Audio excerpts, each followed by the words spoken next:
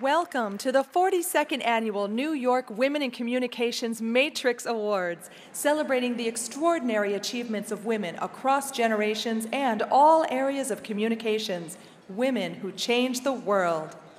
And now, please welcome our Master of Ceremonies, the morning news anchor of New York One, Pat Kiernan.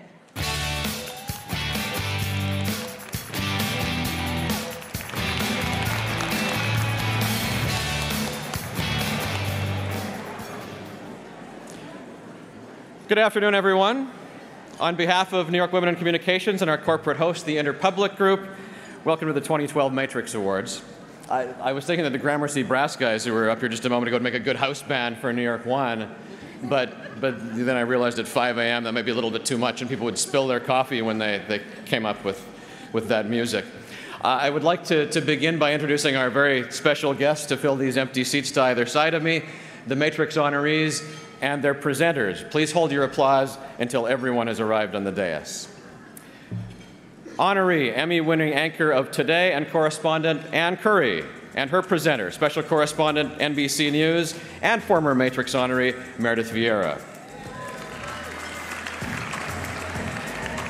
Honoree, Wall Street Journal columnist and best-selling author Peggy Noonan, and her presenter, correspondent on 60 Minutes, and former Matrix honoree Leslie Stahl.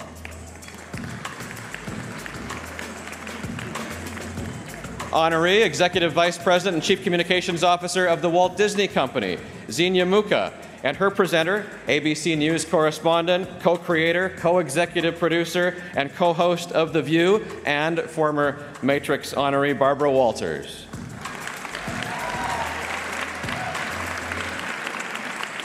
The Chairman and CEO of Interpublic Group, Michael I. Roth.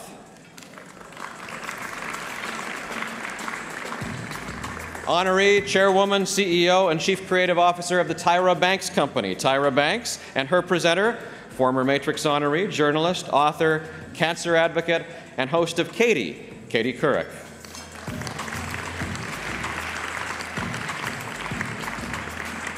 Honoree, actress and producer and co-founder and chairman of the board of Bring Change to Mind, Glenn Close, and her presenter, commanding officer of the NYPD Gang Division, Deputy Chief Teresa J. Shortell.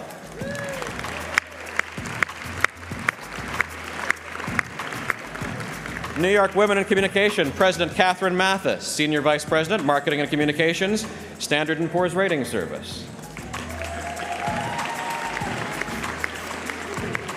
New York Women in Communications Foundation President, Susan Schultz, Editorial Brand Director of Cosmopolitan at Hearst Magazines.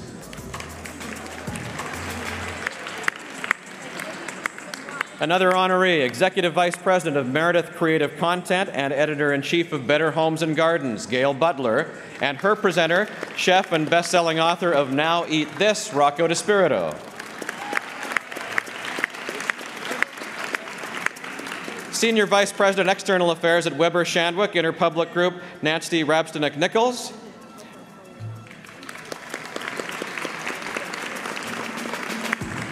Honoree Global CEO of Starcom MediaVest Group, Laura Desmond, and her presenter, songwriter Susan Werner.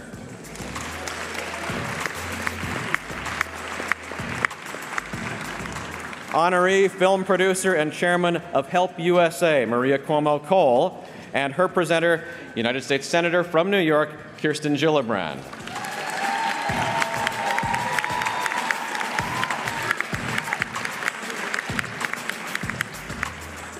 Welcome to all of our honorees and presenters. Welcome to all of you. Everyone, please be seated. I'm really excited to be here with you today, and it's not often that I say that at this time of day after getting up at 3 a.m. This is usually about the time for my afternoon nap. And I know that Ann and Katie and Meredith all can relate to that early morning wake-up, some more than others these days. I did hear that the producers had considered some other names to be MC this year. Teresa from the Real Housewives of New Jersey was under consideration, but you know what happened last time she sat down near a big table with a group of women? It ended badly, and I mean, you see how large this table is. It would have been difficult to flip. I heard at one point that they were thinking of asking Regis Philbin And that's when I jumped in with a line that I've been rehearsing lately. I said, well, if Regis doesn't want the job, I'll take it. So here we are. We're gathered to honor 8 strong and passionate women. As the Matrix tagline says, these are women who change the world. All of them totally invested in communications, committed to creating it in all of its forms and delivering it by all these channels that we use today. And each could not be more unique. We have prolific book author, columnist, and speechwriter Peggy Noonan. She was responsible for iconic phrases that we all remember: a kinder, gentler nation, read my lips, no new taxes. We have the fierce, beautiful, and brilliant mega entrepreneur Tyra Banks, who charted a unique course as a model, a media personality, author, businesswoman, and philanthropist. The women we're celebrating today represent the full spectrum of what we call communications. Also amongst the Matrix honorees today, we have the CEO of a global media agency, communications chief of a major broadcast network, creative content leader of a major publishing empire, an award-winning broadcaster, an eminent philanthropist and filmmaker, and one of the finest actresses of our generation, Glenn Close, who, you know, her amazing repertoire of roles ranging from the character that no man will forget, the original Bunny Boiler in Fatal Attraction, Alex Forrest. And then, you know, more recently we have a woman who lives as a man with the Academy Award-nominated portrait of Albert Nobbs. These are stories that have given us motivation and inspiration, especially for the 18 women who've been awarded scholarships by the New York Women in Communications Foundation. They will continue their studies in pursuit of careers in communication, and you'll hear much more later about these up-and-comers in our industry. We traditionally recap some of what's happened in the biz since you were all here last year.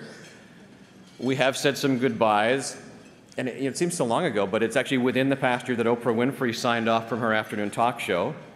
There were tears in the industry and on the program as she bowed out of a genre that she revolutionized to begin her next chapter at her own network, and that's a chapter that's to be continued for sure. We remember Mike Wallace, an iconic journalist who went head-to-head with chiefs of state, with celebrities, with con artists for more than 50 years, a tenacious interviewing style that helped to define a generation of journalists. His colleague at 60 Minutes, Scott Pelley, said Wallace was the heart and soul of the broadcast. I did have some concerns, and I said so on air, that the amount of coverage of the death of Steve Jobs was out of proportion with the story, but even if it was overcovered, his impact on the media industry can't be overstated. Time magazine literally stopped the presses to put out a special tribute to Steve Jobs. We can think back to a year where we talked about weddings. We had royal weddings that appear to have worked out. We have not-so-royal weddings that didn't last too long. We know after last week that there's plenty of .com money out there still. It's flowing once again. I mean, these 2 guys from Instagram. So like the innovations where the photos are square and they're a little bit blurry, and Mark Zuckerberg's giving them $1 billion. So somebody on Twitter accused me of being a cranky old man when I said that the other day. There's really no topic as far-reaching in our business as the rise of social media and its potential impact on just about everything. One of my favorite viral images this year tries to explain social media options to those who maybe are not as current on these things as they should be. So it relates just about everything in social media to donuts. Facebook, for example, allows you to indicate to others that you like donuts. Foursquare is the tool that you use to reveal where you eat donuts. LinkedIn is what you'd use to boast about your donut eating skill, and so on.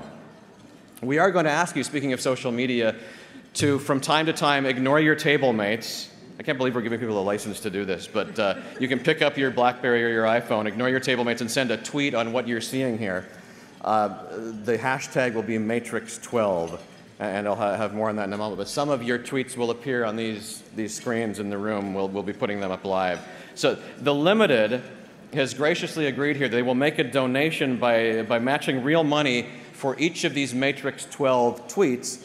What you have to do to help us get that donation is include @TheLimited with Matrix12 in your tweet.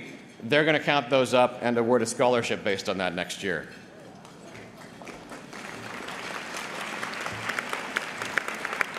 As is my custom at New York One, I always travel with copies of the newspapers. What did I note this morning? It was I thought this would go over well in this room. It was a female Secret Service agent who came in to clean up the mess after the boys got into trouble at the hotel in Columbia. This was interesting, and E.F. Hutton to break silence. Great story about the enduring power of an ad campaign. It's been years since those E.F. Hutton ads were on. You remember the tagline, "When E.F. Hutton talks, people listen." But even after all these years, people remember that ad, and it's almost on the strength of that ad alone that some former executives are trying to revive that brand. Oh, look, I was in the paper this morning. Daily News, David Hinckley said I've been running a presidential-style campaign for the Regis gig. I mean, there's no budget and there's no chartered jets. It's mainly just my Twitter account. Speaking of presidential campaigns, it is the New York primary tomorrow, reminding us that New York has most of its influence on presidential politics through donations in the media rather than through the timing of our primary.